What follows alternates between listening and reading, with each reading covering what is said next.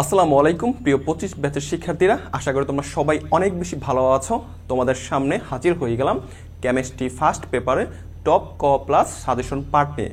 ইনশাল্লাহ যে সাজেশনগুলো তোমাকে পড়িয়ে দিব, এইখান থেকে বোর্ড পরীক্ষায় শতভাগ কমন আসবে। তাহলে চলো দেরি না করে শুরু করা যাক। তাহলে প্রথম চ্যাপ্টার আমরা শুরু করব হচ্ছে গুণগত রসায়ন থেকে। তাহলে গুণগত রসায়নের প্রথম যে প্রশ্ন অর্থাৎ জ্ঞানমূলক প্রশ্ন কী কী পড়তে হবে, আমি প্রত্যেকটা প্রশ্নের পাশে বোর্ড উল্লেখ করে দিয়েছি বা কলেজ উল্লেখ করে দিয়েছি, তাহলে তুমি বুঝতে পারবে। আর প্রত্যেকটা প্রশ্ন আমি একটু সমাধান করে দিতে চাই, তাহলে যারা এই ক্লাসটা করবা তাহলে তাদের কিন্তু রিভিশন হয়ে যাবে। ঠিক আছে, এই যেগুলো ট্রিকি কোশ্চেন বা একটু সলভ করতে সমস্যা হবে সেগুলো আমি একটু বুঝিয়ে দিতে চাচ্ছি। তো আলফা কণা কি, এটা সবাই জানো। আলফা কণা কি? দ্বিধনাত্মক হিলিয়াম নিউক্লিয়াস, তাই না? 4 হিলিয়াম 2+, অর্থাৎ দ্বিধনাত্মক হিলিয়াম নিউক্লিয়াস। তাহলে তুমি লিখতে পারো দ্বিধনাত্মক হিলিয়াম নিউক্লিয়াস, অথবা তুমি এখানে লিখতে পারো হিলিয়াম পরমাণু থেকে দুইটা ইলেকট্রন সরিয়ে যে দ্বিধনাত্মক নিউক্লিয়াস অবশিষ্ট থাকে তাকে কি বলা হয়? আলফা কণিকা। দ্বিধনাত্মক হিলিয়াম নিউক্লিয়াস, এটা লিখে তুমি একে এক পাবা, বা যে সংজ্ঞাটা বললাম সেটাগুলো তুমি কিন্তু একে এক পাবা, তোমার যেটা লিখতে পারো। দেন কি আইসোটোপ, আইসোটোপে কি সংখ্যা সমান থাকে? আইসোটোপ লাস্টে কি আছে? প, তার মানে কি সমান থাকে?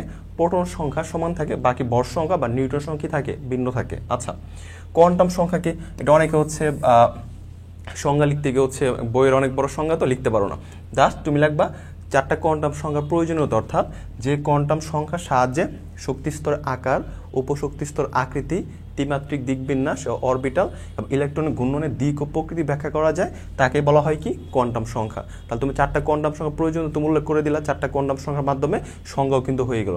একে এক পাবা যদি কতে আসে, চারটা যে গুরুত্ব দিছো একটা কিন্তু এমসিকিউ কিন্তু চলে আসে কোয়ান্টাম সংখ্যার প্রয়োজনীয়তা থেকে। ঠিক আছে, তাহলে পড়াটা একটু হচ্ছে স্ট্র্যাটেজিক্যালি পড়তে হবে। ঠিক আছে, দেন অরবিটাল কি? অরবিটাল কি? নিউক্লিয়াসকে কেন্দ্র করে যে বৃত্তাকার অঞ্চল সমূহে ইলেকট্রন বেগের কি ঘনত্ব কি সর্বাধিক, তাই না? ইলেকট্রন বেগের ঘনত্ব সর্বাধিক, ইলেকট্রন বেগের ঘনত্ব সর্বাধিক কত পার্সেন্ট? তাহলে সেটা জানি হচ্ছে কি 90 থেকে 95%। ইলেকট্রন বেগের ঘনত্ব কি 90 থেকে 95%, তাকে কি বলা হয়?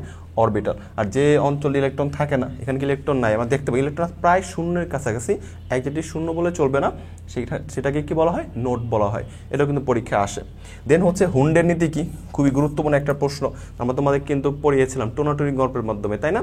অর্থাৎ সমশক্তি সম্পন্ন বিভিন্ন অরবিটালে ইলেকট্রনগুলো এমনভাবে অবস্থান করবে যেন তারা সর্বাধিক অযুগ্ম বা বিজোড় অবস্থায় থাকতে পারে, এবং এই বিজোড় ইলেকট্রনগুলো স্পিন কি হবে? একইমুখী হবে। এটা হচ্ছে হুন্ডের নীতি। নেক্সট প্রশ্ন, পলির বর্জন নীতি কি? পলির বর্জন নীতি কি বলছিলাম? বাংলার ইংরেজি ব্যালেন্স চেক কোড। বাংলার ব্যালেন্স চেক কোডটা কি? *1 2 4#, অর্থাৎ একটি পরমাণুর দুইটা ইলেকট্রনের জন্য চারটা কোয়ান্টাম সংখ্যার মান কখনো কি হতে পারে না? এক হতে পারে না। আচ্ছা, শেষ। বর্ণালী কি? বর্ণালীর সংজ্ঞা লাগবে বিভিন্ন তরঙ্গ দৈর্ঘ্য যে আলোর যে সমাহার, তাকে কি বলা হয়? বর্ণালী বলা হয়। আমরা জানি ইলেকট্রন যখন নিম্ন শক্তি স্তর থেকে উচ্চ শক্তি স্তরে যখন কেমন বর্ণালী সৃষ্টি হয়? শোষণ বর্ণালী। আবার উচ্চ থেকে যখন নিম্নতে চলে আসে তখন কি সৃষ্টি হয়? বিকিরণ বর্ণালী সৃষ্টি হয়। দ্রাব্যতা কাকে বলে? দ্রাব্যতা ক্লাসে কিন্তু আমি তোমাদের সিকিউ ক্লাসে কিন্তু 3টা সংজ্ঞা লিখে দিয়েছিলাম, তোমার যেটা ভালো লাগে তুমি লিখবা কি? সম্পৃক্ত নির্দিষ্ট তাপমাত্রায় সম্পৃক্ত মানে ঘনমাত্রাকে কি বলা হয়? দ্রাব্যতা বলে। এটা লিখে তুমি এক পাবা।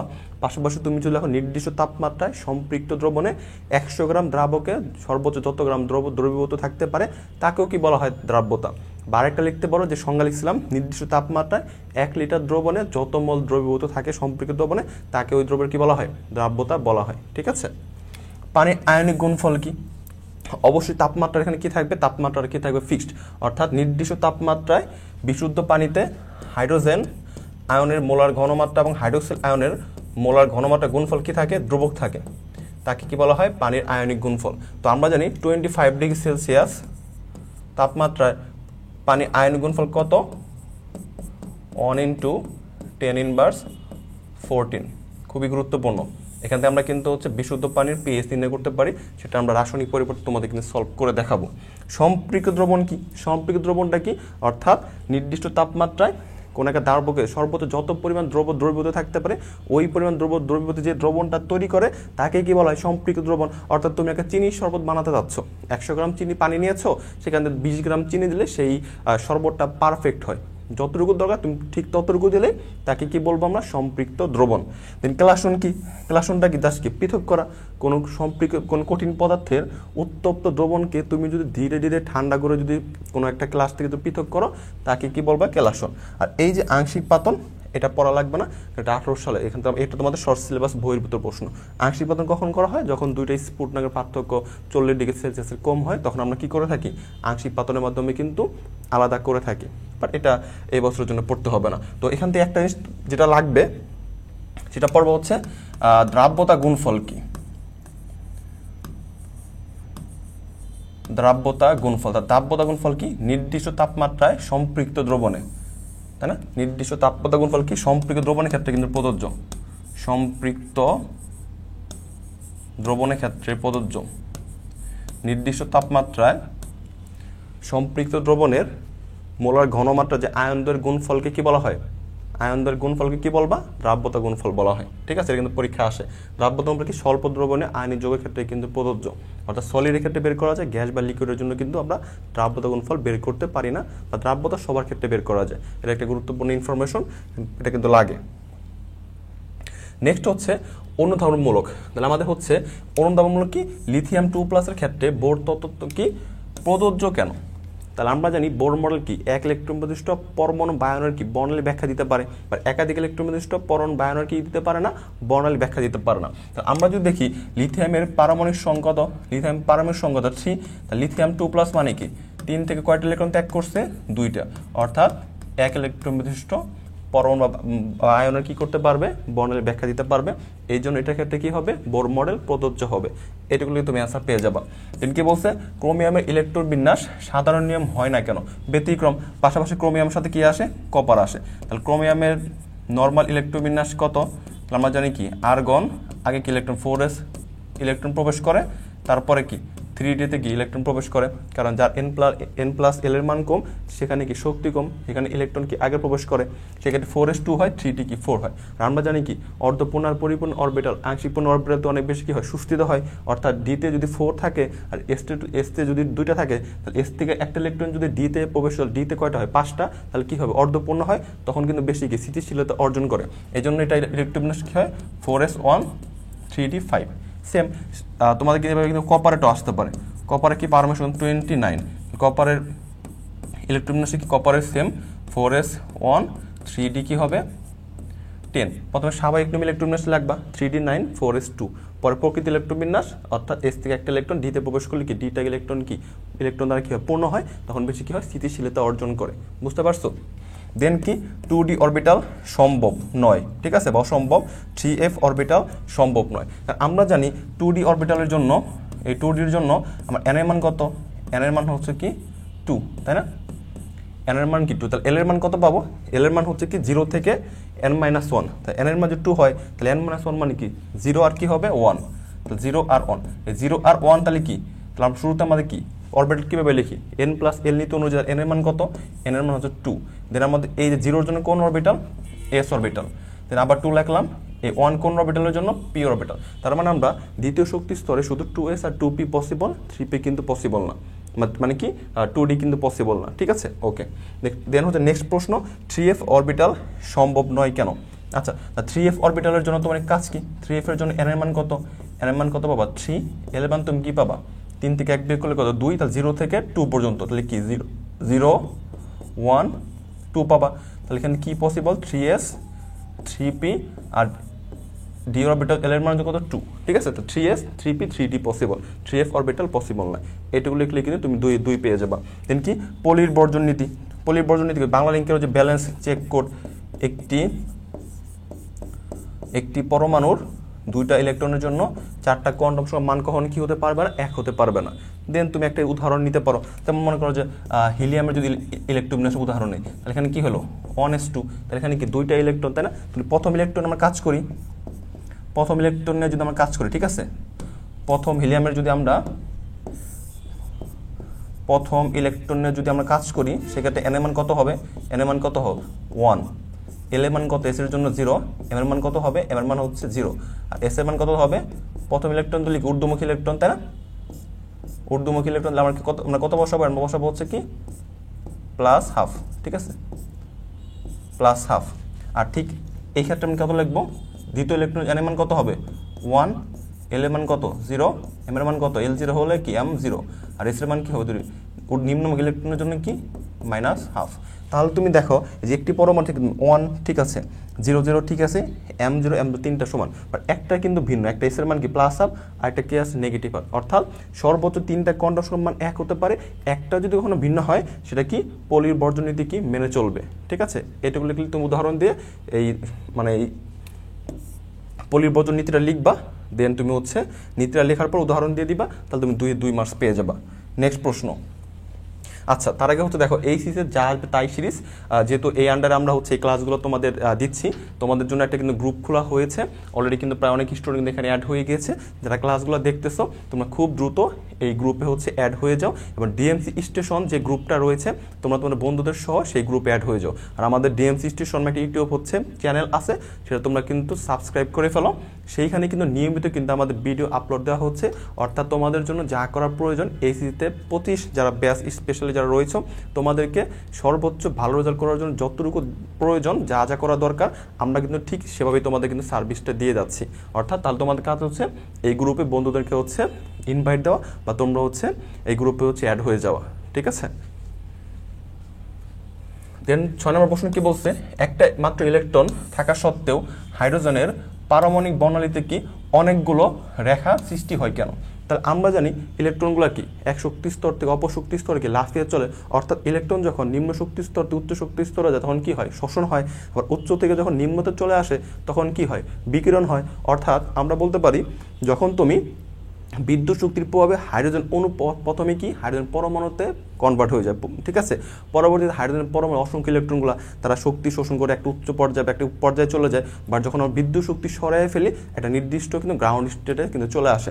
অর্থাৎ প্রথম শক্তি স্তরে ফিরে আসলে কি সৃষ্টি হয় লাইমেন, দ্বিতীয়তে যদি ফিরে আসলে কি বামার, তৃতীয়তে ফিরে আসে প্যাশন, চতুর্থে কি ব্রাকেট, পঞ্চমে ফোন, ষষ্ঠতে কি হামফ্রিস, এই অঞ্চলগুলো কি হয় এখানে হচ্ছে হাইড্রোজেন পারমাণবিক বর্ণালী থেকে অনেকগুলো রেখা সৃষ্টি হয়। ঠিক আছে, এটুকু লিখলে তুমি 2 পেয়ে যাবা। দেন 7 নম্বর প্রশ্ন, রেখা বর্ণালী কীভাবে হচ্ছে মৌল শনাক্তকরণে ব্যবহৃত হয়? এটা খুবই একটা কনসেপচুয়াল একটা প্রশ্ন। এই যে রেখা বর্ণালীর সাহায্যে আমরা কোনো একটা মৌলের মিশ্রণ থেকে নির্দিষ্ট মৌলকে রেখা বর্ণালীর সাহায্যে শনাক্ত করতে পারি, কারণ এর পরবর্তীতে প্রথমে মিশ্রণ থেকে একটা পারমাণবিক বর্ণালী নেওয়া হয়, দেন এটার একটা নির্দিষ্ট কি আলোর তরঙ্গ দৈর্ঘ্য আছে, এই নির্দিষ্ট যে আলোর তরঙ্গ দৈর্ঘ্য আছে এটার সাথে একটা বিশুদ্ধ মৌলের পারমাণবিক বর্ণালীর সাথে কম্পেয়ার করা হয়, কম্পেয়ার করে এই হচ্ছে আমাদের মৌলটাকে কি করা হয় শনাক্ত করা হয়। দেন পাসপোর্টকে অনুপ্রবাহ সৃষ্টি হয়, আর ইউভি রশ্মির সাহায্যে কি তুমি জাল টাকা শনাক্তকরণ কিভাবে করবা? তাহলে আমাদের পাসপোর্টের কালি বা তুমি টাকার উপর যে কালির প্রলেপ দেওয়া হয় সেটা একটা কি থাকে ইউভি ফ্লোরোসেন্স একটা উপাদান থাকে, অর্থাৎ এটা একটা কি নির্দিষ্ট ফ্রিকোয়েন্সির কি একটা আলো যদি পড়ে সেটা কত 230 থেকে 375 ন্যানোমিটার, এই নির্দিষ্ট ফ্রিকোয়েন্সি আলোর তরঙ্গ যদি এটার উপরে পড়ে তাহলে সেটা কিন্তু হচ্ছে কি দৃশ্যমান আলোতে কি হয় প্রতিফলিত হয়, মানে বাস্তবিক অর্থে কিন্তু আমরা খালি চোখে কিন্তু দেখা সম্ভব হয় না। এই আলোটা যদি পড়ে তখন কিন্তু আমরা কি জালটাকে শনাক্তকরণ করতে পারি, পাসপোর্ট কিন্তু শনাক্তকরণ করতে পারি। দেন চিকিৎসা ক্ষেত্রে কি আয়ের রশ্মি ব্যবহার, তো আমাদের কি আছে নিয়ার আয়ের রশ্মি আছে, মিডল আয়ের রশ্মি আছে, ফার আয়ের রশ্মি রয়েছে। নিয়ার আয়ের দ্বারা আমরা কি মাথার খুলি খাদ্য পদ্ধতি নির্ণয় করছি ডট দ্বারা, তাই না, ডিফিউজ অপটিক্যাল টোমোগ্রাফি, বা যদি মাথার খুলি সদ্যজাত শিশু বা ভূমিজাত যে শিশু হয় তাদের মাথার যদি ক্ষত নির্ণয় আমরা কি এই নিয়ার আয়ের রশ্মি ইউজ করতে পারি। ঠিক আছে, পাশাপাশি ফার আয়ের রশ্মি দ্বারা আমাদের কোনো যদি ব্যথা যদি আমাদের কোনো হয় ব্যথা অবশ্যই এগুলো দূর করার জন্য আমরা কি ফার আয়ের রশ্মি কিন্তু ইউজ করা হয়ে থাকে। ঠিক আছে, আর মিডল আয়ের রশ্মি মানব দেহ থেকে নির্গত হয়। জাস্ট তুমি ব্যবহার করে লিখে দিলে কিন্তু ফুল মার্কস পেয়ে যাবা, এটা হচ্ছে সিলেট বোর্ড 22-এও কিন্তু এটা আসছে। নেক্সট প্রশ্ন, গ্লোবাল লবণে তাপমাত্রার উপর তাপমাত্রা বৃদ্ধির প্রভাব। তাহলে হচ্ছে গ্লোবাল লবণটা কি সোডিয়াম সালফেট 10 অণু পানি, সোডিয়াম সালফেট 10 অণু পানি, এটা হচ্ছে কি গ্লোবাল সল্ট। তো এটার হচ্ছে একটা কি পরাবৃত তাপমাত্রা, সেই পরাবৃত তাপমাত্রা কত 32.4 ডিগ্রি সেলসিয়াস। অর্থাৎ আমি যেটাকে ওয়াই অ্যাক্সিস বরাবর দ্রাব্যতাকে নেই আর এক্স অ্যাক্সিস বরাবর যদি তাপমাত্রা নেই, অর্থাৎ প্রথমে তুমি হচ্ছে তাপমাত্রা বাড়ার সাথে সাথে হচ্ছে দ্রাব্যতার পরিমাণ বৃদ্ধি পায়, বাট একটা পর্যায়ে তখন আর দ্রাব্যতা বাড়ে না, বরং যতই তুমি তাপ দাও না কেন তখন দ্রাব্যতার ক্রমান্বয়ে কিন্তু হ্রাস পেতে থাকে। এই যে তাপমাত্রাটা এটাই হচ্ছে কি পরাবৃত তাপমাত্রা, যেটা হচ্ছে কি 32.4 ডিগ্রি সেলসিয়াস। অর্থাৎ যখন তুমি তাপমাত্রা বাড়াস তখন তাপমাত্রা বাড়াও দ্রাব্যতা বাড়বে তখন কি তাপহারী বিক্রিয়া, বাট এই যখন 32.4 ডিগ্রি সেলসিয়াসে পৌঁছে যাবে তখন এই সোডিয়াম সালফেটটা থেকে পানিটা কি অপসারিত হয়ে যায়, তখন নিরোধিত সোডিয়াম সালফেটে কি হয়, পরিণত হয়। পরবর্তী তখন যতই তুমি তাপ দাও না কেন তখন দাব্যতা কিন্তু ক্রমান্বয়ে কি হ্রাস পেতে থাকে, তখন কি তাপ উৎপত্তি বিক্রিয়া হয়ে যায়। এই কারণে গ্লোবাল লবণে দ্রাব্যতার উপর কি তাপমাত্রার প্রভাব রয়েছে। ঠিক আছে, 32.4 ডিগ্রি কি পরাবৃত্ত তাপমাত্রা, খুবই গুরুত্বপূর্ণ একটা এমসিকিউ আসে। সময়ায়নের প্রভাবে দ্রাব্যতা হ্রাস পায় কেন? তো সময়ায়নটা কি, প্রথমে সংজ্ঞা লিখতে হবে। দুটা তড়িৎ বিশ্লেষ্য পদার্থের বিয়োজনের ফলে কোনো একটা নির্দিষ্ট আয়ন যদি উভয় পদার্থ থেকে উৎপন্ন হয় তাকে আমরা কি বলে থাকি, সময়ায়ন বলে থাকি। যেমন একটা উদাহরণ তোমাকে যদি দেই, তাহলে আমি নিলাম হচ্ছে সোডিয়াম ক্লোরাইড, আরেকটা নিলাম হচ্ছে সিলভার ক্লোরাইড। তা সোডিয়াম ক্লোরাইড বিয়োজিত কি সোডিয়াম প্লাস আর দিবে ক্লোরাইড, আর এখানে হচ্ছে কি সিলভার প্লাস আর ক্লোরাইড, অর্থাৎ এখানে কি সেম আয়ন কি ক্লোরাইড। তার মানে এটার আয়নিক গুণফলটা কি, দ্রাব্যতা গুণফলকে কি করবে, অতিক্রম করবে। এই জন্য হচ্ছে সমমানের প্রভাবে কি দ্রাব্যতাটা হ্রাস পায়, কারণ এক্সট্রা কিন্তু ক্লোরাইডকে কিন্তু এক্সট্রা করে কিন্তু ক্লোরাইড এক্সট্রা যুক্ত হয়েছে। বুঝতে পারছো? জাস্ট তুমি সংজ্ঞা লিখবা, দেন উদাহরণ লিখবা, দেন হচ্ছে কি একটা উদাহরণ দিয়ে বুঝাবা যে ক্লোরাইড আয়নের ঘনমাত্রা বেড়ে যাবে, তখন কি কেআইপি অর্থাৎ কি আয়নিক প্রোডাক্ট দ্রাব্যতা গুণফলকে কি করবে, অতিক্রম করে ফেলবে, তখন কিন্তু আমার কিন্তু অদক্ষেপ পড়বে বা দ্রাব্যতা তখন কিন্তু কি হয়ে যাবে, হ্রাস, আগের তুলনায় কি হ্রাস হয়ে যাবে। ওকে, তাহলে আমাদের এইটুকু তুমি যদি এই চ্যাপ্টার থেকে পড়ো ইনশাল্লাহ কভার হয়ে। আর একটা প্রশ্ন আছে, সেই প্রশ্নটা মাথায় রাখবে, পরীক্ষা অনেক বেশি আসে, যে বলে যে 25 ডিগ্রি সেলসিয়াস তাপমাত্রায় 25 ডিগ্রি সেলসিয়াস তাপমাত্রায় সোডিয়াম ক্লোরাইডের দ্রাব্যতা 36 বলতে কি বোঝায়? এটা একটা প্রশ্ন, ঠিক আছে। আরেকটা আসে হচ্ছে 25 ডিগ্রি সেলসিয়াস তাপমাত্রায় পটাশিয়াম নাইট্রেটের দ্রাব্যতা 31.6 বলতে কি বোঝায়?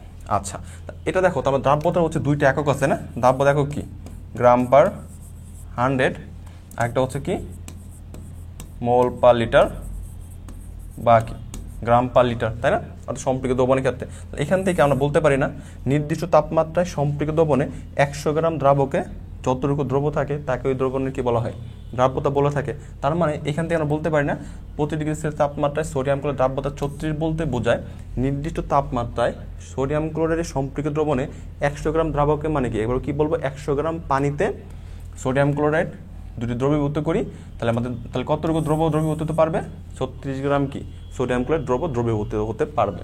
সেম প্যাটার্নে কিন্তু পটাশিয়াম নাইট্রেটের দ্রাব্যতা, আর নির্দিষ্ট তাপমাত্রায় 100 গ্রাম পানিতে পটাশিয়াম নাইট্রেটের সম্পৃক্ত দ্রবণে 31.6 গ্রাম কি দ্রবীভূত হতে পারে।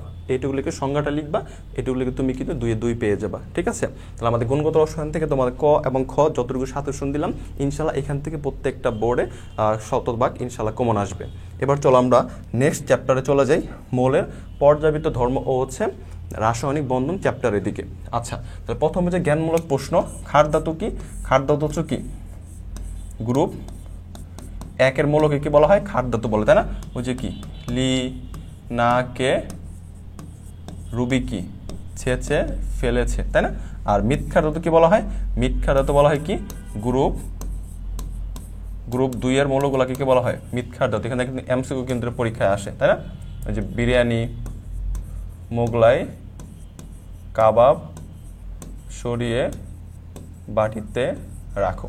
ওকে, দেন পি বলক মৌল কি? পি বলক মৌল আসতে পারে, বা তোমাকে বলতে পারে এস বলক মৌল বা ডি বলক মৌল বা এফ বলক মৌল, যে কোনোটা আসতে পারে। তার মানে তার সংজ্ঞাটা কি, যে সকল মৌল ইলেকট্রন বিন্যাসে সর্বশেষ ইলেকট্রন যে অরবিটালে প্রবেশ করবে সেটাকে সেই বলক মৌল বলে। যদি এসতে প্রবেশ করে তাহলে এস ব্লক মৌল, যদি পিতে প্রবেশ করে পি ব্লক মৌল, যদি ডিতে প্রবেশ করে তাহলে ডি ব্লক মৌল, যদি এফতে প্রবেশ করে তাহলে কি হবে, এফ ব্লক মৌল।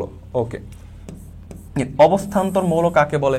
অবস্থান্তর মৌলকে কাকে, অবস্থান্তর মৌলের কি দুইটা কন্ডিশন, অবশ্যই একটা কি ডি বলক মৌল হওয়া লাগবে, আর সুস্থিত আয়নে কি অপূর্ণ ডি অরবিটাল থাকতে হবে। তাহলে তুমি সংজ্ঞাটা লিখবা পর্যায় সারণীতে, ডি ব্লক মৌলভুক্ত সুস্থিত আয়নে যদি অপূর্ণ ডি অরবিটাল, অর্থাৎ ডিতে যদি 1 থেকে 9টা ইলেকট্রন থাকে, ডিতে যদি কি 1 থেকে 9টা ইলেকট্রন থাকে তাহলে আমরা তাকে কি বলবো, অবস্থান্তর মৌল বলবো। ওকে, আচ্ছা। ইলেকট্রন আসক্তি কাকে বলা হয়? ইলেকট্রন আসক্তি হচ্ছে কি, গ্যাসীয় অবস্থা এক মোল বিচ্ছিন্ন পরমাণুতে এক মোল ইলেকট্রন কি প্রবেশ করে এক ঋণাত্মক আয়নে পরিণত করতে যে পরিমাণ শক্তি নির্গত হয় তাকে মোলের কি বলা হয়? ইলেকট্রন আসক্তি। তাহলে আমি কেন উত্তরগুলো বলে দিচ্ছি, যাতে করে তোমার রিভিশনটা হয়ে যায়, কতটুকু তোমাকে এখান থেকে লিখতে হবে। ওকে, নেক্সট প্রশ্ন, তড়িৎ ঋণাত্মকতা কি? জাস্ট তড়িৎ ঋণাত্মকতা হচ্ছে কি, কোনো অণুতে অবস্থিত দুইটা ভিন্ন মৌলের যে শেয়ারকৃত ইলেকট্রন যুগলের পরস্পর যে আকর্ষণ করার ক্ষমতা তাকে বলা হয় তড়িৎ ঋণাত্মকতা। সর্বাধিক তড়িৎ ঋণাত্মক মৌল কি? সর্বাধিক তড়িৎ ঋণাত্মক মৌল কিন্তু হচ্ছে কি ফ্লোরিন। ঠিক আছে, এটা কিন্তু হচ্ছে 4। রাসায়নিক বন্ধন কি? একদমই কিন্তু আমরা 9-10 থেকে পড়ে আসতেছো, তাই না? রাসায়নিক বন্ধন হচ্ছে পরমাণুসমূহ যে আকর্ষণ বলের সাথে সংযুক্ত হয়ে বিভিন্ন অণু তৈরি করে থাকে তাকে কি বলা হয়? রাসায়নিক বন্ধন। বরিশাল বোর্ড 23 এবং 21 সালে সেম আসছে। অরবিটাল কি? একটু আগে তো পড়লাম, তাই না? যেখানে ইলেকট্রনের ঘনত্ব সর্বাধিক, অর্থাৎ 90 থেকে 95%। দেন ভ্যান ডার ওয়ালস আকর্ষণ বলটা কি? এটা কিন্তু একটা দুর্বল বল। তাহলে তুমি লিখবা অপোলার সমযোজী যৌগসমূহ একে অপরের সাথে যে ক্ষণস্থায়ী দুর্বল বল দ্বারা আকৃষ্ট হয় তাকে কি বলা হয়? ভ্যান ডার ওয়ালস আকর্ষণ বল। আর হ্যালোজনের ক্ষেত্রে একই গ্রুপের উপর থেকে নিচের দিকে ভ্যান ডার ওয়ালস আকর্ষণ বলটা কি বৃদ্ধি পায়। ঠিক আছে। সিগমা বন্ধন কি? সিগমা বন্ধন কি? দুটি অরবিটালের কি সামনাসামনি অধিক্রমণ, তাই না? সামনাসামনি অধিক্রমণ বা মুখোমুখি অধিক্রমণ। ঠিক আছে, সামনাসামনি বা মুখোমুখি অধিক্রমণ। তাহলে অধিক্রমণটা কি? অধিক্রমণ হচ্ছে একটি অরবিটাল ইলেকট্রন বেগের সাথে আরেকটা অরবিটালে ইলেকট্রন বেগের মিলন, অর্থাৎ একটার সাথে আরেকটা কি মিলে যাওয়া। ঠিক আছে, সামনাসামনি দুটি অরবিটালের মধ্যে সামনাসামনি বা হচ্ছে মুখোমুখি অধিক্রমণের ফলে যে অরবিটাল গঠিত হয়, যে বন্ধন গঠিত হয় তাকে কি বলবো? সিগমা বন্ধন। তাহলে তোমাকে কিন্তু বলে পাই বন্ধন কি? পাই বন্ধন কি? পথে পাই, পথে হচ্ছে কি পাশাপাশি অধিক্রমণ হবে, তাহলে কি পাশাপাশি অধিক্রমণ হবে। ওকে, দেন হচ্ছে কি অরবিটাল সংকরণ কাকে বলে? সংকরণ সংজ্ঞাটা লিখিতে অনেকে লিখতে পারেন এরা। তাহলে সংকরণ সংজ্ঞাটা লিখবা, বিক্রিয়াকালে কোনো পরমাণুর যৌথতা স্তরের, বিক্রিয়াকালে কোনো পরমাণুর যৌথতা স্তরের, কোনো পরমাণুর যোজ্যতা স্তরের বিভিন্ন শক্তির অরবিটাল সমূহ, বিভিন্ন শক্তির অরবিটাল সমূহ পরস্পরের সাথে মিশ্রিত হয়ে, বিভিন্ন শক্তির অরবিটাল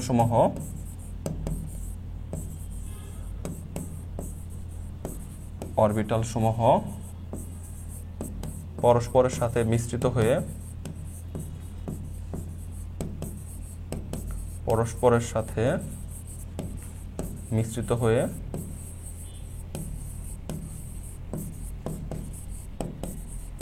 সমশক্তির অরবিটাল তৈরির প্রক্রিয়া। ঠিক আছে, সমশক্তির অরবিটাল তৈরির প্রক্রিয়া। তাহলে বিক্রিয়াকালে কোনো পরমাণুর যৌথতা স্তরের বিভিন্ন শক্তি অরবিটাল সমূহ পরস্পরের সাথে মিশ্রিত হয়ে সমশক্তি অরবিটাল তৈরির প্রক্রিয়াকে কি বলা হয়? তৈরির প্রক্রিয়া হচ্ছে সংকরণ বলা হয়। সংকরণের যে হচ্ছে বেসিক ক্লাস, আমি মৌলের পর্যায়বৃত্ত ধর্ম রাসায়নিক বন্ধন পার্ট 2টা কিন্তু এই সিরিজে যা আসবে তাই সিরিজে প্লে লিস্টে পেয়ে যাবে। একদম বেসিক তোমাকে পড়িয়ে দিয়েছি, ওখান থেকে বোর্ড পরীক্ষায় যেভাবে প্রশ্ন আসুক না কেন ওই ক্লাসটা করলে তুমি কিন্তু সেটা খুব ভালোভাবে করতে পারবা। তুমি ক্লাসের তুমি প্লে লিস্টে গিয়ে মৌলের পর্যায়বৃত্ত ধর্ম রাসায়নিক পার্ট 2টা ক্লাসটা করে ফেলো, তার সংকরণটা ক্লিয়ার হয়ে যাবে। হাইড্রোজেন বন্ধন কি? হাইড্রোজেন বন্ধন হচ্ছে কি পোলার অণুসমূহ যখন পরস্পরের সান্নিধ্যে থাকে, কাছাকাছি অবস্থান করে, তখন একটা অণুর ধনাত্মক প্রান্ত আরেকটা অণুর ঋণাত্মক প্রান্তের দিকে কি হয়? আকৃষ্ট, অর্থাৎ হাইড্রোজেনযুক্ত যে পোলার অণুসমূহ, তখন তাকে কি বলা হয়? হাইড্রোজেন বন্ধন বলা হয়। ওকে, দেন হচ্ছে কি অনুধর্মের প্রথম প্রশ্ন কি? সাধারণ অবস্থায় কি সোডিয়াম প্লাস গঠিত হলে সোডিয়াম 2+ কেন গঠিত হয় না? কারণ কি সোডিয়াম ইলেকট্রন বিন্যাসগুলো আমরা কি পাই? 1s2 2s2 2p6 3s1। আর প্রত্যেকটা পরমাণু চায় নিষ্ক্রিয় গ্যাসের নিকটবর্তী নিষ্ক্রিয় গ্যাসে ইলেকট্রন অর্জন করতে বা স্থিতিশীলতা অর্জন করতে চায়। তার মানে সোডিয়ামের কাছাকাছি নিষ্ক্রিয় গ্যাস কোনটা? সোডিয়ামের কাছাকাছি নিষ্ক্রিয় গ্যাস হচ্ছে নিয়ন। অর্থাৎ যদি একটা ইলেকট্রন সে ত্যাগ করতে পারে, সে তাহলে কাছাকাছি নিষ্ক্রিয় গ্যাস নিয়নের মতো কি ইলেকট্রন অর্জন করবে। বাট যখন সে নিষ্ক্রিয় গ্যাসের মতো ইলেকট্রন অর্জন করে ফেলবে, তখন কিন্তু সেখান থেকে ইলেকট্রন সরানোর জন্য কিন্তু অনেক বেশি শক্তি দেওয়া প্রয়োজন, যেটা কিন্তু অসম্ভব। সেখান থেকে ইলেকট্রন কিন্তু বের করা যায় না। নেক্সট হচ্ছে Fe2 plus Fe3 plus ion দ্রবণ কোনটা অধিক কি স্থায়ী? তাহলে Fe2 প্লাস, তাহলে আমাদের ইলেকট্রন বিন্যাসটা কি হবে? আর্গন 4s2 তে ইলেকট্রন চলে গেলে কি থাকবে? 3d কি থাকবে? 6, আর Fe3 প্লাস, তাহলে এখানে থাকবে কি আর্গন 3d কি 5। আমরা জানি অর্ধপূর্ণ ডিতে সর্বোচ্চ ইলেকট্রন ধারণ ক্ষমতা কয়টা? 10টা। আর অর্ধপূর্ণ কি 5, অর্থাৎ অর্ধপূর্ণ আর পরিপূর্ণ অরবিটাল কি আংশিক পূর্ণ অরবিটাল অনেক বেশি সুস্থিত হয়। তাহলে কোনটা বেশি সুস্থিত? Fe3 প্লাস অনেক বেশি কি সুস্থিত, কারণ ডিতে সর্বশেষ ডিতে কয়টা ইলেকট্রন আছে? 5টা ইলেকট্রন আছে। এখানে কিন্তু আংশিক পূর্ণ ডিতে 6টা আছে। ইলেকট্রন লিখলে এটুকু লিখলে ডান। ক্রমে ইলেকট্রন ব্যতিক্রম অলরেডি কিন্তু দেখিয়ে দিছি। অবস্থান্তর ধাতু রঙিন যৌগ কেন গঠন করে থাকে? অবস্থান্তর ধাতু কেন রঙিন যৌগ গঠন করে থাকে? কারণ স্বাভাবিক অবস্থায় ডি অরবিটালের শক্তি কিন্তু কি থাকে? সমান থাকে, তাই না? ডি এদেরকে কি বলা হয়? ডিজেনারেট অবস্থা বলা হয়, 5টাতে সমশক্তি অরবিটাল থাকে। কিন্তু যৌগ গঠনের সময় ডি অরবিটাল ইলেকট্রনের সাথে লিগ্যান্ডের একটা বিকর্ষণ হয়। আর লিগ্যান্ড মানে কি? মুক্ত ইলেকট্রন দান করে। আর ডি অরবিটালে কম বেশি ইলেকট্রন থাকে, ইলেকট্রনকে বিকর্ষণ হয়, তখন ডি অরবিটাল শক্তি দুটো স্তরে বিভক্ত হয়ে যায়। একে বলা হয় নন ডিজেনারেট অবস্থা, ঠিক আছে? তাহলে প্রথমে কি থাকে? তাহলে ডিতে দুই মনে করো সমশক্তি সম্পন্ন, আমি ডিতে নিলাম 5টা অরবিটাল থাকে, 1 2 3 4 5, মনে করো 6টা ইলেকট্রন এখানে নিলাম। এখানে 1 নম্বর ইলেকট্রন, 2 নম্বর, 3 4 5, 6 নম্বর ইলেকট্রন। শুরুতে এটা কি ডিজেনারেট অবস্থা, বা যখন যৌগ গঠনের সময় লিগ্যান্ডের সাথে যখন বিকর্ষণ করবে তখন কিন্তু হচ্ছে কি ডি অরবিটাল ইলেকট্রনগুলো কি দুইটা শক্তি স্তরে বিভক্ত হয়ে যায়। তাহলে এখানে 3টা, এখানে হচ্ছে কি 2টা। এটাকে বলা হয় কি T2G, আর কি বলা হয় ইজি আর কি, ঠিক আছে? T2 তে ট্রিপলি জেনারেট, ঠিক আছে? জির একটা গ্রেড, জার্মান কিন্তু ওয়ার্ড আর কি, ঠিক আছে? এটা পয়েন্ট অফ সিমেট্রি বইতে পাবা, হায়ার এডুকেশনের পড়াশোনা আর কি। তোমাকে যতটুকু জানলে দরকার সেটা তোমাকে পড়াচ্ছি। তাহলে মনে করো এখানে ইলেকট্রনগুলো কি প্রথম নিম্ন শক্তিতে ইলেকট্রনগুলো আগে প্রবেশ করবে আহ্বানিত অনুযায়ী 6টা ইলেকট্রন। তাহলে 1 2 3, এটা 4, এটা 5, এটা 6। যদি 6টার বেশি ইলেকট্রন প্রবেশ করার পর যেমন 8টা আছে, তাহলে 6টা প্রবেশ করবে, বাকি যদি 7, এখানে কি 8টা প্রবেশ করবে। আর যদি মনে করো ইলেকট্রনই না, তাহলে এখানে প্রবেশ করবে না। কেন এই নিম্ন শক্তি স্তরে ইলেকট্রন আগে প্রবেশ করে? কারণ হচ্ছে এগুলো হচ্ছে D X Y, D Y Z, আর ডি হচ্ছে কি জেড এক্স, অর্থাৎ এগুলো কি অক্ষ বরাবর অবস্থান করে। ফলে এখানে বিকর্ষণটা কিন্তু লিগ্যান্ডের যে বিকর্ষণটা কম হয়। বাট এই যে এগুলো হচ্ছে কি একদম কি অক্ষ বরাবর অবস্থান করে, যার ফলে লিগ্যান্ডের সাথে কি বিকর্ষণটা বেশি হয়, যার ফলে এগুলো উচ্চ শক্তি স্তরে, এখানে বিকর্ষণ কম হওয়ার কারণে কি নিম্ন শক্তি স্তর হয়। এই দুইটা শক্তি স্তরের মধ্যে একটা কিন্তু শক্তি থাকে, এটাকে শক্তি নিম্ন শক্তি, এটাকে উচ্চ শক্তি। এই শক্তিটাকে বলা হয় কি ক্রিস্টাল ফিল্ড বিভব শক্তি। তো এই ক্রিস্টাল ফিল্ড বিভব শক্তিটা একটা নির্দিষ্ট বর্ণের আলোর তরঙ্গ দৈর্ঘ্য কি শোষণ করার পর কি সম্পূর্ণ শোষণ করতে পারে না। বাকি যে আলোর তরঙ্গ দৈর্ঘ্য অবস্থান্তর ধাতুর বর্ণ দ্বারা শোষিত হয়, সম্পূরক বর্ণের কি সম্পূরক বর্ণের মতো হয়, ঠিক আছে? তো কোনো যদি লাল আলো শোষণ করে সম্পূরক বর্ণ কি হয়? নীল হয়, ঠিক আছে? এই কারণে অবস্থান ধাতুগুলো কি করে? রঙিন যৌগ গঠন করে থাকে। তো এটা ডিজেনারেট অবস্থা, এটা কি নন ডিজেনারেট অবস্থা। দুটা শক্তির নিম্ন শক্তি কেন, উচ্চ শক্তি কেন, আর এটা কি দুটা শক্তির পার্থক্য কি? ক্রিস্টাল ফিল্ড বিভব শক্তি। আশা করি বুঝতে পারছো। এটা কিন্তু তোমার কিন্তু সিকিউতেও কিন্তু কাজে লাগে। আমি এই জিনিসটা আরও তোমাকে হচ্ছে সুন্দরভাবে এক্সপ্লেনেশন করছি। মোলের পর্যায়বৃত্ত ধর্ম রাশির মধ্যে পার্ট 1-এর একটা তোমার কিন্তু সিকিউ সলভিং একটা ক্লাস দিয়েছি, ওটা করে ফেলো। সিকিউতে কীভাবে অ্যান্সার করতে হয় সেটাতে আমি ভালোভাবে বুঝিয়ে দিয়েছি। জাস্ট অনুধাবন এইটুকু করলেই অ্যান্সার ডান। দেন ফ্লোরিন কি সর্বাধিক কি তড়িৎ ঋণাত্মক মৌল? প্রথম তড়িৎ ঋণাত্মক সংজ্ঞা দিবা, দেন লিখবা কি একই পর্যায়ে বাম থেকে ডানে কি তড়িৎ ঋণাত্মকতা কি বৃদ্ধি পায়, আর উপর থেকে নিচের দিকে কি তড়িৎ ঋণাত্মক হ্রাস পায়। তাহলে বাম থেকে ডানে যদি তড়িৎ ঋণাত্মক বৃদ্ধি পায়, তারপরে যতদিন বাম থেকে ডানে যত কি প্রোটন সংখ্যা বাড়ে, শক্তি স্তর তো বাড়ে না, ফলে ইলেকট্রনের প্রতি নিউক্লিয়াস আকর্ষণ কি বেশি হয়, পরমাণু আকার হ্রাস পায়, বাট তড়িৎ ঋণাত্মক কিন্তু বৃদ্ধি পায়। আবার ফ্লোরিন যেহেতু হচ্ছে বাম থেকে ডানে দ্বিতীয় পর্যায়ের কি একদম হচ্ছে ডানে অবস্থিত ফ্লোরিন, আর পাশাপাশি একদম গ্রুপের কি প্রথম মৌলটা। এই কারণে শেয়ারকৃত ইলেকট্রন যুগলের প্রতি ফ্লোরিন আকর্ষণটা অনেক বেশি থাকে। এই কারণে ফ্লোরিন কি সর্বাধিক তড়িৎ ঋণাত্মক মৌল। এইটুকু লিখলে তুমি 2-2 পাবা। ওকে, দেন হচ্ছে অক্সিজেনের দ্বিতীয় ইলেকট্রন আসক্তির মান কি? দ্বিতীয় ইলেকট্রন আসক্তির মান ধনাত্মক কেন? আচ্ছা, অক্সিজেনের দ্বিতীয় ইলেকট্রন আসক্তির মান ধনাত্মক কেন? সেটা কারণ হচ্ছে আমরা জানি ইলেকট্রন প্রথমে সংজ্ঞাটা দিবা, বাট এই দ্বিতীয় ইলেকট্রন দুইটা ইলেকট্রন কি করতে হবে? গ্রহণ করাতে হবে। তখন কিন্তু ইলেকট্রন কি বিকর্ষণ হয়, ফলে বাইরে থেকে একটা ইলেকট্রন অক্সিজেন অ্যায়নে যুক্ত করতে বাইরে থেকে তোমাকে কি দেওয়া লাগবে? তাপ শক্তি দেওয়া লাগবে। তা তাপ শক্তি বাইরে থেকে তাপ শক্তি দেওয়া মানে কি? তাপ উৎপাদী না তাপহারী? তাপহারী। আর তাপহারী বিক্রিয়া ডেল এস এর মান কি হয়? তাপহারী বিক্রিয়ায় ডেল এস এর মান কি হয়? তাপহারী বিক্রিয়া ডেল এস এর মান হচ্ছে ধনাত্মক হয়। বুঝতে পারছো? আচ্ছা, নেক্সট প্রশ্ন। ফ্লোরিনের ইলেকট্রন আসক্তি ক্লোরিন অপেক্ষা কম কেন? তোমাদের কিন্তু 3 মার্কে কিন্তু এটা আসে, কারণ ফ্লোরিনে কি আকার ছোট, ফলে চার্জ ঘনত্ব তুলনামূলক কি বেশি থাকে, ফলে আগমনকারী ইলেকট্রনের প্রতি বিকর্ষণ বেশি হয়। বাট ক্লোরিনে কি আকারটা কি একটু বড়, চার্জ ঘনত্ব তুলনামূলক কম, ফলে আগমনকারী ইলেকট্রনের বিকর্ষণ কিন্তু কম হয়। অসীম থেকে একটা ইলেকট্রন সহজে কিন্তু এখানে টান দেওয়া যায়, ফলে কি ফ্লোরিনের তুলনায় ক্লোরিন কি ইলেকট্রন আসক্তি। তার সর্বাধিক ইলেকট্রন আসক্তি মৌল কোনটা? ক্লোরিন। আর যদি তোমাকে আবার সর্বাধিক তড়িৎ ঋণাত্মক মৌল কোনটা, সেক্ষেত্রে অ্যান্সার করতে হবে কি ফ্লোরিন। দুটা কিন্তু ভুল করা যাবে না। অ্যালুমিনিয়াম ট্রাইক্লোরাইড কেন কি ডাইমার গঠন করে? খুবই গুরুত্বপূর্ণ একটা প্রশ্ন, কেন হচ্ছে ডাইমার গঠন করে, তাই না? অ্যালুমিনিয়াম ট্রাইক্লোরাইডে কি ডাইমার গঠন করে। আচ্ছা, এটা একটু তোমাদের কনসেপ্টটা একটু বুঝিয়ে দিচ্ছি। তাহলে ডাইমার, যখন অ্যালুমিনিয়াম ট্রাইক্লোরাইড একা থাকে তখন থেকে আমরা তাকে কি বলি? মনোমার। যখন এটার সাথে আরেকটা অ্যালুমিনিয়াম ট্রাইক্লোরাইড যুক্ত হয় তখন তাকে আমরা বলি কি ডাইমার। যখন অ্যালুমিনিয়াম ট্রাইক্লোরাইড একা তখন তাকে মনোমার বলবো, বা যখন আরেকটা পার্শ্ববর্তী অ্যালুমিনিয়াম ট্রাইক্লোরাইড যুক্ত হয় তখন তাকে কি বলবো? ডাইমার। কেন ডাইমার গঠন করে? মেনলি অষ্টক পূরণের জন্য। কেন? কারণ তুমি যদি অ্যালুমিনিয়ামের ইলেকট্রোবিন্যাস করে তুমি যদি দেখো, তাহলে এখানে 1s2 2s2 2p6 3s2 3p1, অর্থাৎ সর্বোচ্চ শক্তি কয়টা ইলেকট্রন আছে? 3টা ইলেকট্রন আছে। 3টা ইলেকট্রন কি দান করে দিতে পারে? 3টা ইলেকট্রন কি করতে পারে? দান করে দিতে পারে। দান করে কি আয়নিক বন্ধন গঠন করে ফেলে, ঠিক আছে? আয়নিক বন্ধন গঠন করে ফেলে।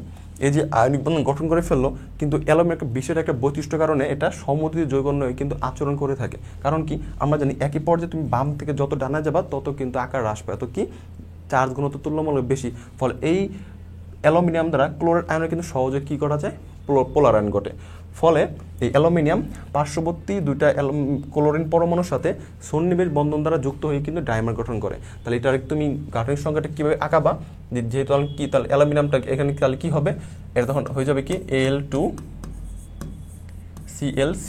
আচ্ছা, তাহলে তুমি এখানে একটা অ্যালুমিনিয়াম দিবা, এখানে একটা অ্যালুমিনিয়াম, এখানে দুই দিকে দুইটা হাত দিবা, এখানে দুই দিকে দুইটা হাত দিবা। ওকে, নিচের দিয়ে একটা নিবা, উপরে দিয়ে একটা নিবা। এখানে ক্লোরিন বসাও, এখানে একটা ক্লোরিন, সব দিকে একটা করে ক্লোরিন বসিয়ে দাও। ওকে, ক্লোরিন বসিয়ে দিলাম। এটা হচ্ছে একটা কি সন্নিবেশ বন্ধন। এই অ্যালুমিনিয়াম সাথে ক্লোরিনটা কি সন্নিবেশ বন্ধন গঠন করে থাকে। এটা হচ্ছে কি অ্যালুমিনিয়াম ট্রাইক্লোরাইডের ডাইমারের গঠন, Al2Cl6 এর গঠন। তাহলে তুমি লিখবা অ্যালুমিনিয়াম শেষ সূচক 3টা ইলেকট্রন আছে, 3টা ইলেকট্রন দান করে আয়নিক বন্ধন গঠন করে ফেলে। বা একটা বিশেষ বৈশিষ্ট্যের কারণে চার্জ ঘনত্ব তুলনামূলক বেশি হওয়ার কারণে অ্যালুমিনিয়াম আয়ন ক্লোরাইডের সহজে কি পোলারায়ন ঘটে। পরবর্তীতে অ্যালুমিনিয়াম কি পার্শ্ববর্তী ক্লোরিন পরমাণুর সাথে ইলেকট্রন শেয়ার করে কি সন্নিবেশ বন্ধনের মাধ্যমে যুক্ত হয়ে কি Al2Cl6 গঠন করে থাকে। পরে তুমি চিত্র আঁকায় দিবা, তুমি 2 এ 2 মার্কস বা 3 মার্কে কিন্তু এটা এসে থাকে। ওকে, তাহলে আমার কি বলছে? নাইট্রিক অ্যাসিড আর ফসফরিক অ্যাসিডের মধ্যে কোনটা অধিক তীব্র অ্যাসিড? খুবই গুরুত্বপূর্ণ একটা প্রশ্ন, এবং এমসিকিউ তো আসে, আবার কিন্তু খ নাম্বারও আসে, ঠিক আছে? তাহলে নাইট্রিক অ্যাসিড আর কি ফসফরিক অ্যাসিডের মধ্যে। তাহলে আমার কি অক্সো অ্যাসিডের ক্ষেত্রে আমরা কি জানি? অক্সো অ্যাসিডের ক্ষেত্রে কেন্দ্রের পরমাণু জারণ মান বেশি, তার কি তীব্রতা বেশি। বাট যদি জারণ মান সমান হয়ে যায়, যদি জারণ মান সমান হয়ে যায় সেক্ষেত্রে যার আকার ছোট, সেক্ষেত্রে কি যার আকার ছোট, জারণ মান সমান হলে যার আকার ছোট তার তীব্রতা বেশি। জারণ মান সমান হলে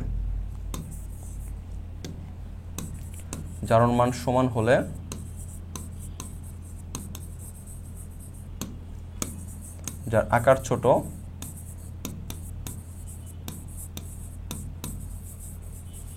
তার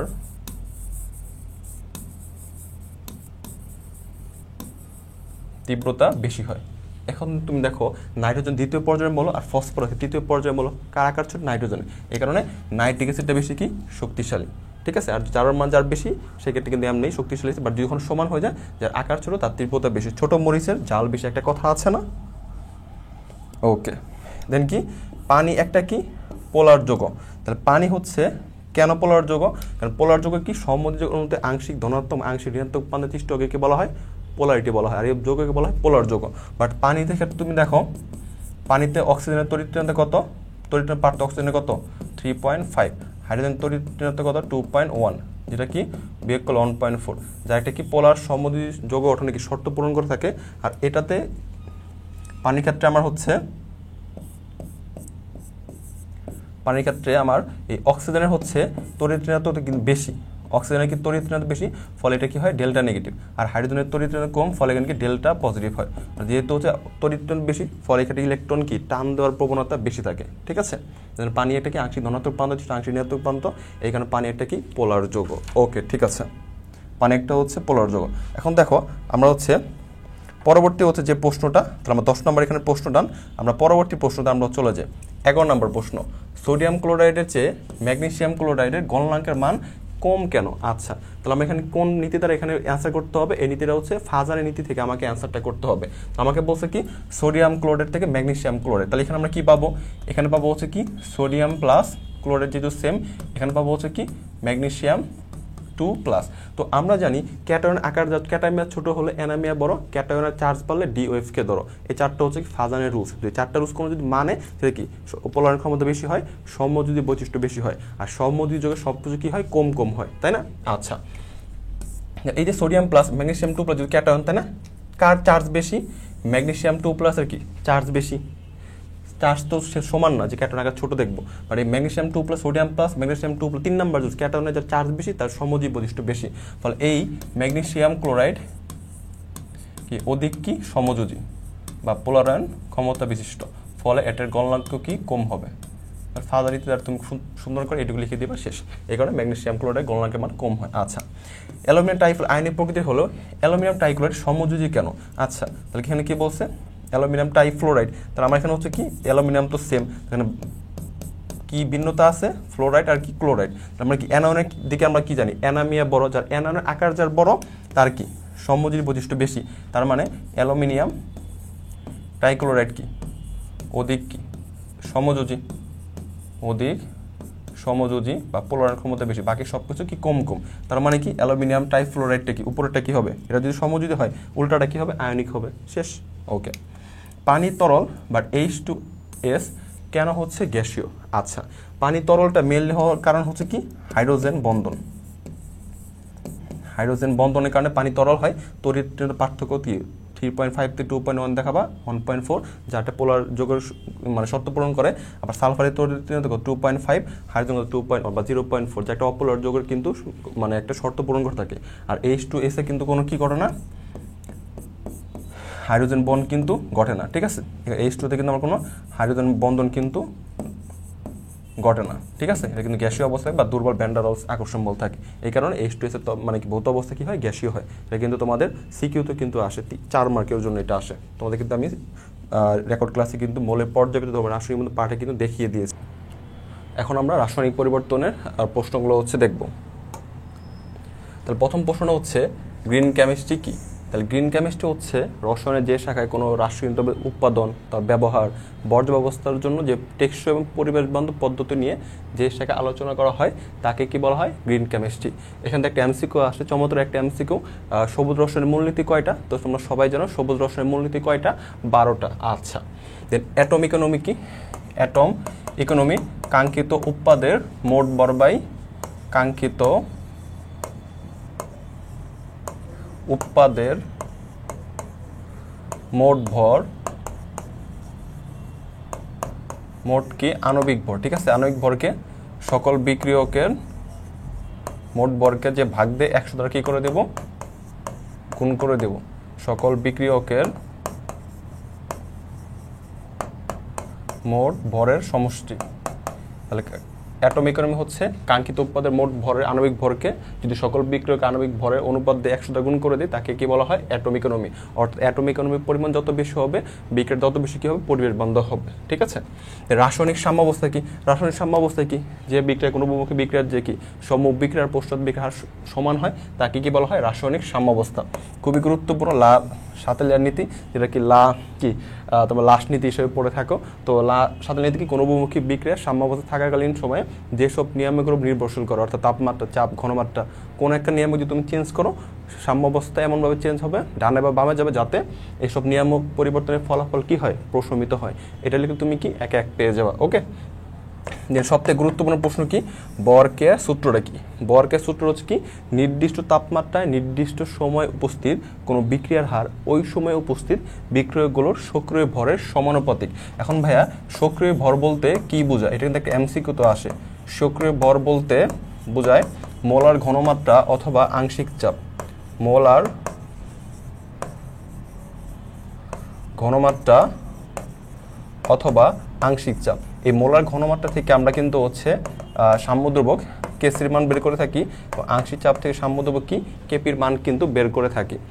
তাহলে নির্দিষ্ট তাপমাত্রায় কোনো বিক্রিয়ার হার ওই সময় উপস্থিত বিক্রিয়াগুলোকে সক্রিয় ভরের সমানুপাতিক। সক্রিয় ভর বলতে কি বোঝায়? মোলার ঘনমাত্রা বা আংশিক চাপ। এটা কিন্তু একটা এমসিকিউ পরীক্ষায় আসে।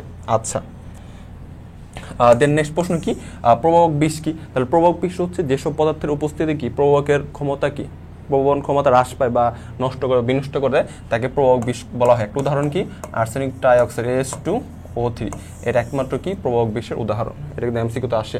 দেন কেসি বলতে কি বোঝায়? কেসি বলতে কি বোঝায়? উৎপাদনের সময় মোলার ঘনমাত্রা অনুপাতকে বিক্রয়ের সময় যে মোলার ঘনমাত্রা অনুপাত, সেটাই হচ্ছে কি কেসি, তাই না? তাহলে কেসি হচ্ছে উৎপাদের মোলার ঘনমাত্রা, উৎপাদের মোলার ঘনমাত্রা ডিভাইডেড বাই বিক্রিয়কের মোলার ঘনমাত্রা।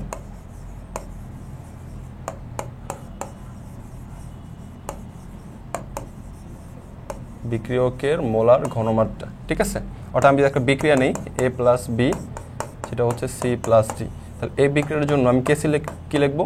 উৎপাদের মোলার ঘনমাত্রা। উৎপাদ কি C প্লাস ডি, তাহলে আমি কি লিখবো? C এর ঘনমাত্রা দেন কি ডি এর ঘনমাত্রা। যদি সহগ থাকতো তাহলে কি উপরে কি ক্যাপ আকারে বসায় দিতাম, ঠিক আছে? নিচে হচ্ছে বিক্রিয়কের ঘনমাত্রা, তা A এর ঘনমাত্রা, নিচে হচ্ছে বি এর ঘনমাত্রা। তাহলে উৎপাদের মোলার ঘনমাত্রাকে যদি বিক্রিয়কের মোলার ঘনমাত্রা ভাগ করে দিই তাহলে আমরা কি পেয়ে যাই? সাম্যদ্রব্য কেসি। আচ্ছা, তাহলে বিয়োজন মাত্রা কি? বিয়োজন মাত্রা হচ্ছে কোনো দ্রবণে উপস্থিত অ্যাসিডের মোট মোল সংখ্যা যে ভগ্নাংশের পরিমাণ বিয়োজিত হয় তাকে বলা হয় কি বিয়োজন মাত্রা, আলফা দ্বারা প্রকাশ করা হয়। আয়নিক গুণফল কি? আয়নিক গুণফল তো সবাই জানা, নির্দিষ্ট তাপমাত্রায় দ্রবণে উপস্থিত আয়নগুলোর মোলার ঘনমাত্রা গুণফলকে কি বলা হয়? আয়নিক গুণফল। আর তোমাকে এখানে যদি বল পানির আয়নিক গুণফল কি, তাহলে তোমার কাজ কি? নির্দিষ্ট তাপমাত্রায় বিশুদ্ধ পানিতে উপস্থিত কি দুইটা আয়ন থাকে, এটা কি হাইড্রোজেন কি হাইড্রোক্সিল আয়ন, তাই না? একটা হচ্ছে হাইড্রোজেন আয়ন, হাইড্রোক্সিল আয়নের মোলার ঘনমাত্রা গুণফলকে কি ধ্রুব থাকে, সেটা পানির আয়নিক গুণফল কত হয়? 10⁻14, 25 ডিগ্রি সেলসিয়াস তাপমাত্রায়। তাহলে দুইটা কিন্তু সংজ্ঞা দিতে পারে।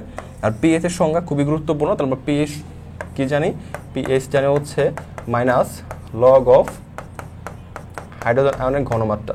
অর্থাৎ এটা তোমরা সবাই জানো, বাট সংজ্ঞাটা লিখতে অনেকে ভুল করো। তার সংজ্ঞাটা হচ্ছে কোনো দ্রবণের হাইড্রোজেন আয়নের ঋণাত্মক, কোনো দ্রবণের হাইড্রোজেন আয়নের মোলার ঘনমাত্রার ঋণাত্মক লগারিদমকে কি বলা হয়? পিএইচ বলা হয়। তাহলে কি বলতে হবে? কোনো দ্রবণের হাইড্রোজেন আয়নের মোলার ঘনমাত্রা কেমন লগারিদম? ঋণাত্মক লগারিদম, তাকে কি বলা হয়?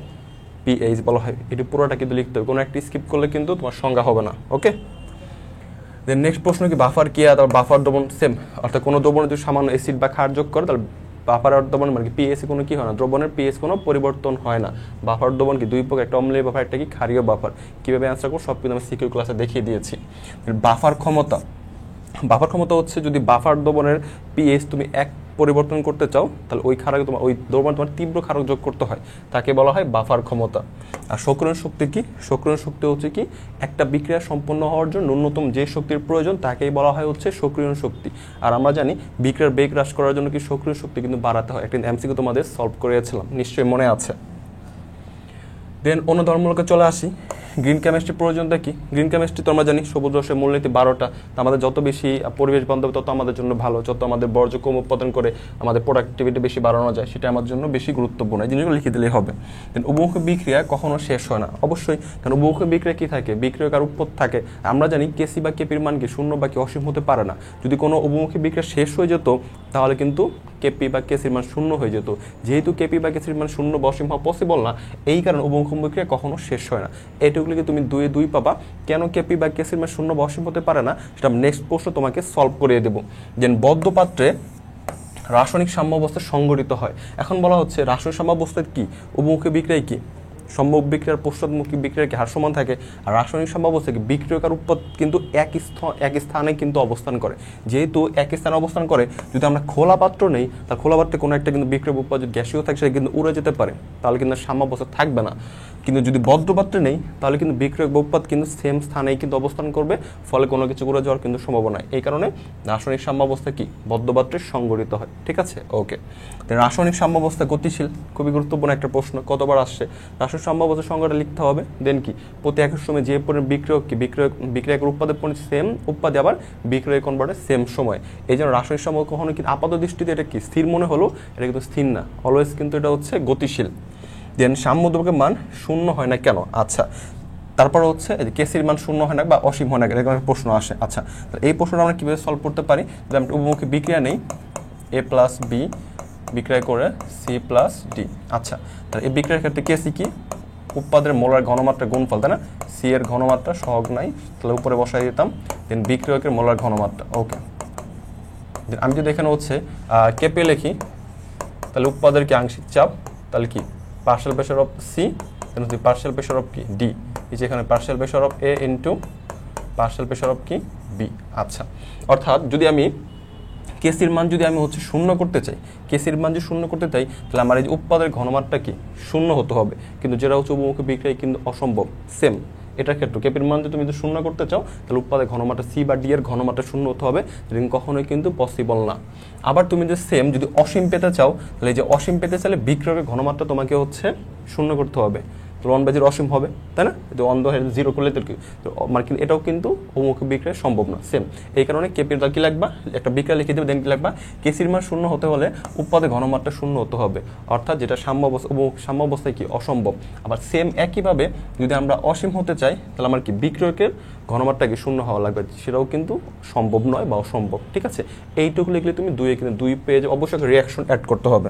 আচ্ছা, কেসির মান কখনো শূন্য হয় না বা অসীম হয় না, খুবই গুরুত্বপূর্ণ একটা প্রশ্ন। সেম প্রশ্ন, কপার সালফেটের জলীয় দ্রবণ কেন অম্লধর্মী? আর এটা কি বলছে, সোডিয়াম কার্বনেটের জলীয় দ্রবণ কেন হচ্ছে ক্ষারীয়। আচ্ছা, ঠিক আছে, এই প্রশ্নের অ্যান্সারটা দেখি। তাহলে কপার সালফেট, এটা কি কপার সালফেট, ঠিক আছে, যদি সলিড হয়, যদি আমরা একোয়াস যদি এটা বিয়োজিত করি, ঠিক আছে, অর্থাৎ তুমি উভমুখী তীর চিহ্ন, সেক্ষেত্রে আমার একোয়াস দেওয়া লাগবে না, আমি একোয়াস দিলাম, সলিড আমি ভৌত অবস্থা লিখে দিলাম। ঠিক আছে, তাহলে এখানে হচ্ছে আমাদের কপার 2+ আর SO4 2- পাবো। ওকে, দেন এই যে কপার 2+ পানির সাথে বিক্রিয়া করে কপার হাইড্রোক্সাইড একটা হচ্ছে হাইড্রোনিয়াম আয়ন উৎপন্ন করে, সম্ভবত এখানে 2, এখানে হচ্ছে 4 মোল পানি লাগবে। ঠিক আছে, অর্থাৎ দেখো বিক্রিয়াটা কিন্তু হচ্ছে কি এই হাইড্রোনিয়াম আয়নের সংখ্যা কি বেড়ে গেছে, যেহেতু হাইড্রোনিয়াম আয়নের সংখ্যা বেড়ে গেছে, অর্থাৎ পিএইচ এর মান 7 থেকে কম হবে, পিএইচ এর মান 7 থেকে কম হলে দ্রবণটা কি হয় অম্লধর্মী। শেষ, এটিও লিখলে ডান। দেন নেক্সট প্রশ্ন আমরা কি বলছিলাম, সোডিয়াম কার্বনেটের জলীয় দ্রবণ কেন ক্ষারধর্মী। আচ্ছা, সোডিয়াম কার্বনেট কি সলিড লবণ, আমরা এটা বিয়োজিত করি, ঠিক আছে, আমরা কি পাবো, সোডিয়াম প্লাস CO3 2- সোডিয়াম আছে 2টা, ওকে লিখলাম। ওকে, এই যে কার্বনেট পানির সাথে H2 পানির সাথে বিক্রিয়া উৎপন্ন করে হচ্ছে বাইকার্বনেট, ঠিক আছে, এই CO3 প্লাস হচ্ছে কি হাইড্রোক্সিল আয়ন। আর এই আবার হচ্ছে এই বাইকার্বনেট আবার পানির সাথে বিক্রিয়া তৈরি করে ফেলা হচ্ছে কার্বনিক অ্যাসিড, আবার হচ্ছে হাইড্রোক্সিল আয়ন। দেখো OH মাইনাসের সংখ্যা কি বেড়ে যাচ্ছে, যেহেতু OH মাইনাসের সংখ্যা বেড়ে যাচ্ছে, তার মানে জলীয় দ্রবণটা কেমন হবে, পিএইচ কি 7 থেকে বেশি হবে, আর পিএইচ 7 থেকে বেশি হওয়ার মানে কি দ্রবণটা কি হয় ক্ষারধর্মী হয়। এটুকু রিঅ্যাকশন লিখলেই দুইটা প্রশ্নের অ্যান্সার ডান। ওকে, দেন পিএইচ স্কেল 0 থেকে 14 মধ্যে কেমন সীমাবদ্ধ, খুবই গুরুত্বপূর্ণ একটা প্রশ্ন। আচ্ছা, কেন পিএইচ স্কেল 0 থেকে 14 মধ্যে সীমাবদ্ধ? তাহলে আমরা জানি পিএইচ সমান মাইনাস লগ অফ হাইড্রোজেন আয়নের মোলার ঘনমাত্রা, ঠিক আছে। ওকে, তাহলে আমাদের যদি হাইড্রোজেন আয়নের ঘনমাত্রা 1 মোলার নেই বা 1 মোল পার নেই, তাহলে আমরা এখানে হচ্ছে পিএইচ কে লিখতে পারি পিএইচ মাইনাস লগ অফ কি হাইড্রোজেন আয়নের ঘনমাত্রা, তাহলে আমাদের হচ্ছে মাইনাস লগ 1 এর মান কত 0, তাহলে পিএইচ এর মান কত হলো 0। আচ্ছা, ঠিক আছে, এবার যদি আমরা হচ্ছে হাইড্রোক্সিল আয়নের ঘনমাত্রা 1 মোল পার লিটার নেই, তাহলে আমরা কি পাবো POH, তাহলে POH সমান কি মাইনাস লগ অফ হাইড্রোক্সিল আয়নের মোলার ঘনমাত্রা, তাহলে মাইনাস লগ অফ 1, তাহলে আমরা কত পাচ্ছি 0, ঠিক আছে। তাহলে আমরা POH আমরা জানি PH প্লাস POH সমান কত 14, আমার লাগবে কি PH, তাহলে 14 থেকে পিওএস কি করতো বিয়োগ, তাহলে পিএস কত পেলাম 0, অর্থাৎ আমরা পিএস স্কেল 0 থেকে 14-র মধ্যে পাচ্ছি। এটার মধ্যে সীমাবদ্ধ যদি 7 হয় তাহলে সেক্ষেত্রে কি হয় নিরপেক্ষ দ্রবণ, 7-এর থেকে কম হলে অ্যাসিডিক, আর 7-এর থেকে বেশি হলে কি ক্ষারীয় দ্রবণ হয়। ওকে, এখন এই যে H+ আর হাইড্রক্সিল আয়নের ঘনমাত্রা কখন অনমোলার হয়, যখন হচ্ছে লঘু দ্রবণে অলওয়েজ লঘু দ্রবণে হাইড্রোজেন আয়নের মোলার ঘনমাত্রা হাইড্রক্সিল আয়নের মোলার ঘনমাত্রা গুণফল অলওয়েজ কিন্তু 1 মোল পার লিটার হয়। এই কারণে পিএইচ স্কেল কি 0 থেকে 14-এর মধ্যে সীমাবদ্ধ থাকে। এটা হচ্ছে অ্যান্সার। ওকে, দেন কি রক্ত একটি উৎকৃষ্ট বাফার দ্রবণ। তো রক্ত একটু উৎকৃষ্ট বাফার দ্রবণ পড়ার আগে আমরা আরেকটা প্রশ্ন পড়ে আসি। বিশুদ্ধ পানির পিএইচ,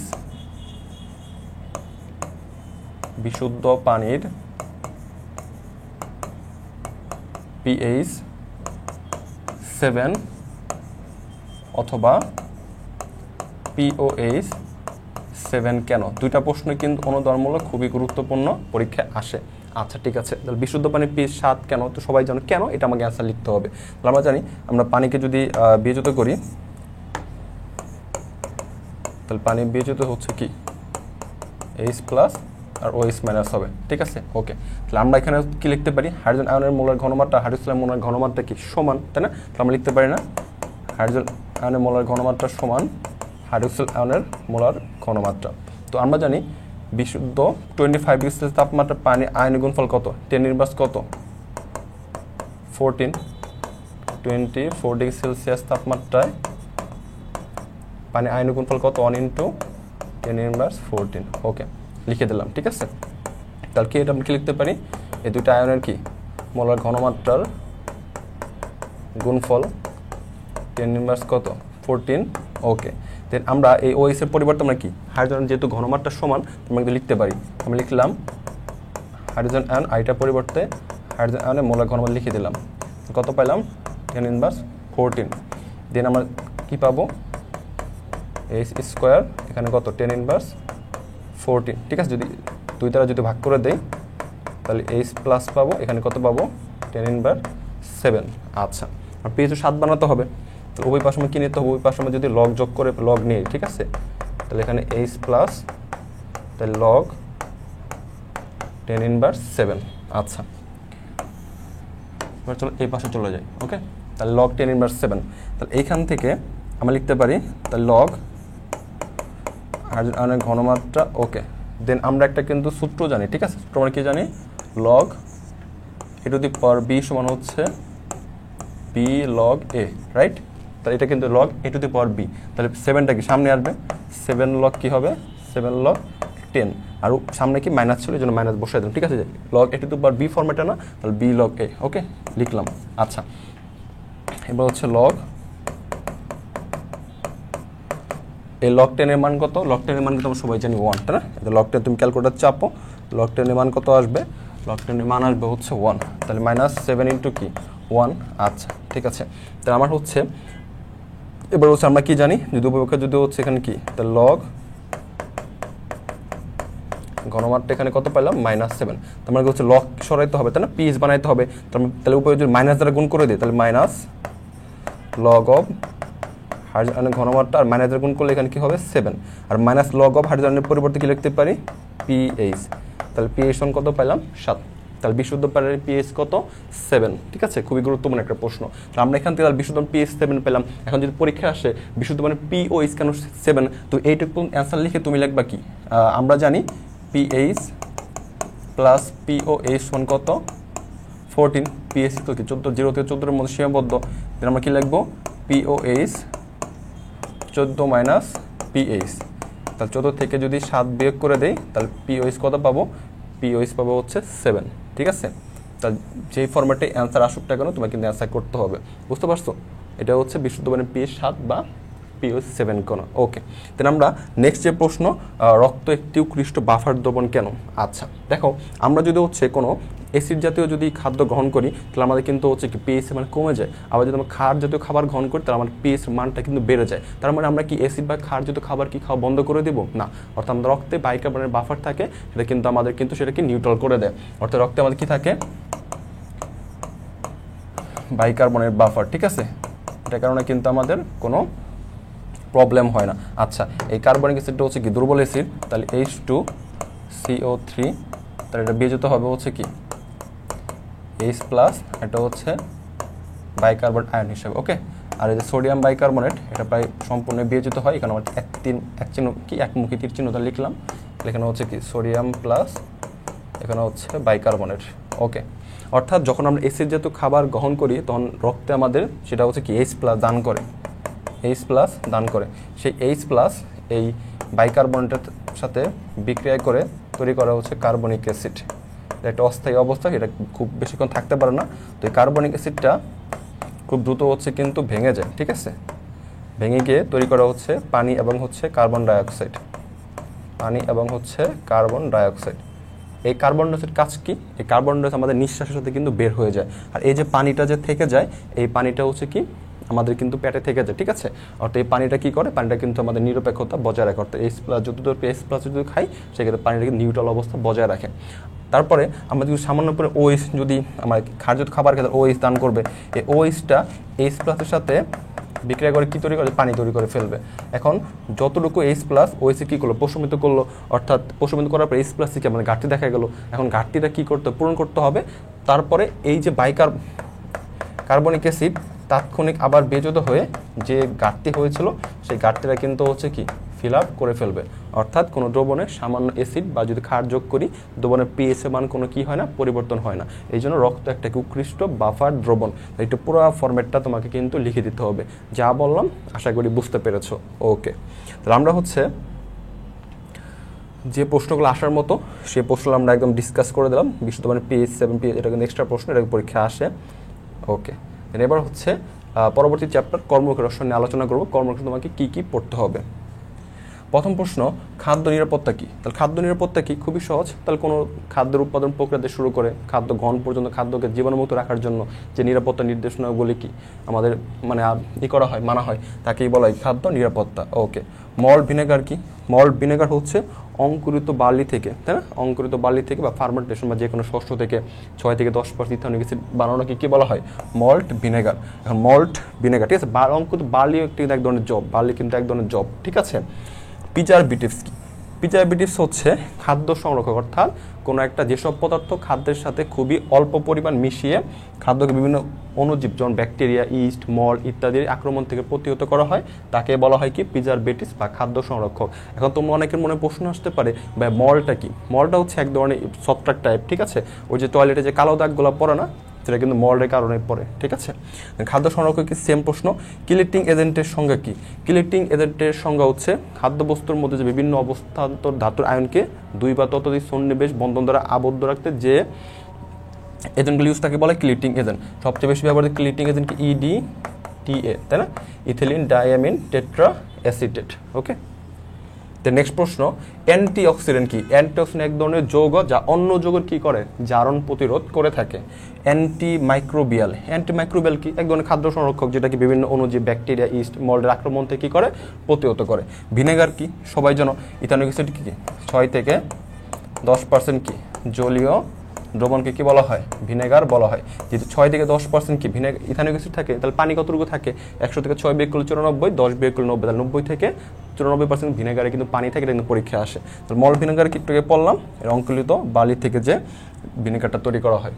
দেন অনুদ্বর্মূলক প্রশ্ন, সংরক্ষণের জন্য অর্থাৎ খাদ্য সংরক্ষণের জন্য খাদ্যদ্রব্য কেন বায়ুমুক্ত রাখা হয়? আচ্ছা, খুবই গুরুত্বপূর্ণ একটা প্রশ্ন, খুবই একটা তুমি নিজে কিন্তু লিখতে পারবা। কেন? কারণ তুমি খাদ্য যদি আহার করার পর বা আহারের ফলে তুমি খাদ্যটা যদি হচ্ছে খোলা রেখে দাও, তাহলে বিভিন্ন অণুজীব ব্যাকটেরিয়া, ইস্ট, মল্ট আক্রমণ হবে। তো আক্রমণ থেকে মিল রক্ষা করার জন্য খাদ্যকে কী করতে? বায়ুমুক্ত রাখতে হয়, ঠিক আছে? ওকে, BH একটা কি? অ্যান্টিঅক্সিডেন্ট।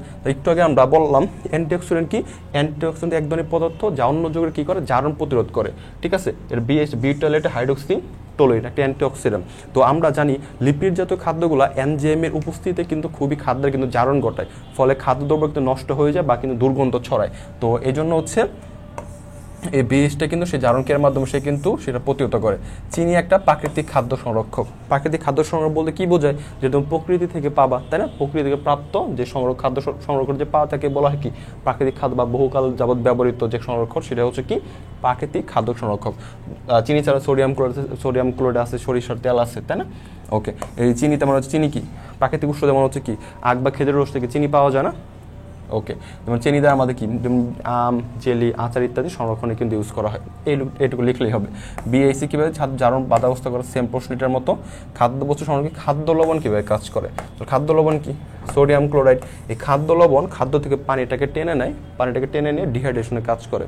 আর এই সোডিয়াম ক্লোরাইড হচ্ছে জীবাণুনাশক হিসাবে কাজ করে থাকে, ঠিক আছে? এটা প্রাকৃতিক খাদ্য সংরক্ষণ হিসেবে কাজ করে।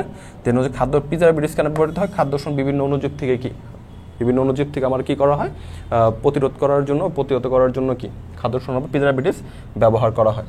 আচ্ছা, এই ছোটে হচ্ছে অনুধাবনমূলক প্রশ্ন। আচ্ছা, তাহলে আমরা আজকে হচ্ছে এইচএসসি ফার্স্ট পেপারে টপ ক প্লাস খ সাজেশনে যতটুকু সাজেশনে আলোচনা করলাম, ইনশাল্লাহ বোর্ড পরীক্ষা এখান থেকে তুমি 5টা যে সিকিউ লিখবা, 5টা সিকিউর ক প্লাস খ তুমি ইনশাল্লাহ কমন পাবা। ইনশাল্লাহ পরবর্তী ক্লাসে দেখা হচ্ছে। ক্লাসটি ভালো লাগলে বন্ধুদের সাথে শেয়ার করো। সবার জন্য শুভকামনা, সবাই ভালো সুস্থ থাকো, আমার জন্য দোয়া করো, তোমাদের জন্য অনেক বেশি শুভকামনা। আসসালামু আলাইকুম।